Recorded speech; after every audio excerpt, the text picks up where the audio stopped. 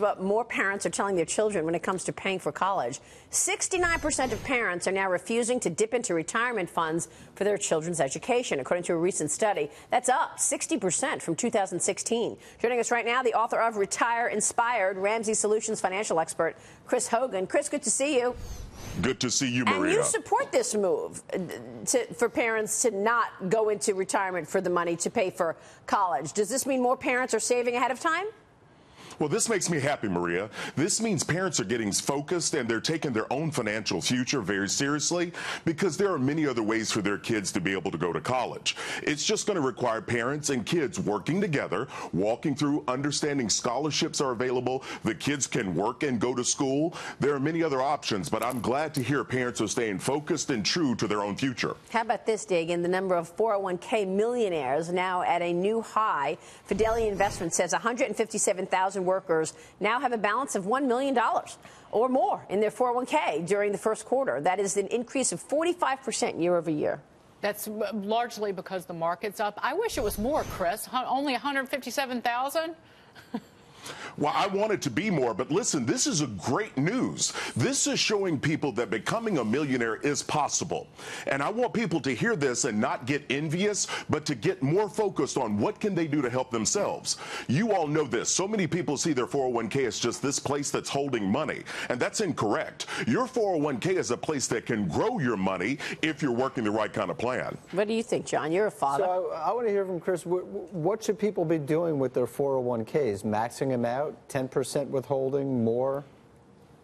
Well, I think first and foremost, you want to make sure that you're utilizing it and understanding. If your company offers an employee match, then you could be getting dollar for dollar up to 8 to 10%. So this is free money. So get intentional. Make sure you're investing based on your own risk tolerance and your own kind of goals for yourself, but have confidence that each pay period you're growing your dreams. And so never pull this money out. It's not used for a wedding or a home down payment. This is money for your dreams. So stay focused and understand what you're doing and how it's going to help you later. So these numbers, if they're right, I mean, to me at least, these seem like big increases in a, well, year over year. First of all, Chris, I mean, Dagan explains that, and she's probably right, that the market has gone up a lot on the 401k. I get that, 45%. But on the first issue of dipping into your retirement, you know, that's 2 years to have a 60% change. I mean, is it just explained by the fact that the economy's better? It just seems like a huge way, you know, a huge different kind of approach to things by Americans.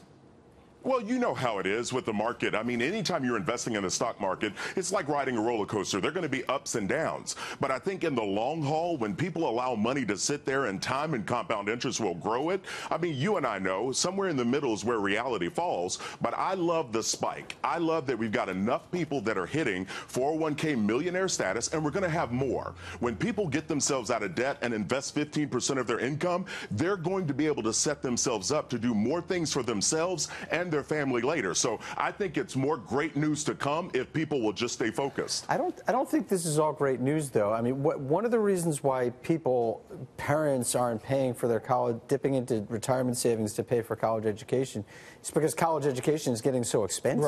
Right. Well, and it's a stupid investment. How is most degree that cost $300,000 or even $500,000 in something that will not get a kid a job? You're going to pay literally $500,000 almost to send some kid to one of these liberal arts girls' schools where they're about teaching you social justice, but not something that gets you a job and pays off that debt and pays back your parents when you graduate. The parents should put the hammer down on these kids and say, you go to a state school or you pay it yourself. Well, I agree. I mean, definitely parents need to help these young people do math. I mean, I'm in 100% agreement with you. There's no reason to spend $300,000 to go to some private school. You need to sit down and really understand, what is it I want to do? What's my career path? But what are the options for me to be able to go to school debt-free? I mean, the average student loan is hovering around $37,000. That's on average. So too many people are graduating with this massive amount of debt hanging from their neck, and that is not a way to start life. You want to start life off debt-free and being able to save and plan for the future. Yeah, the parents need to teach the kids math because the colleges won't. Yeah.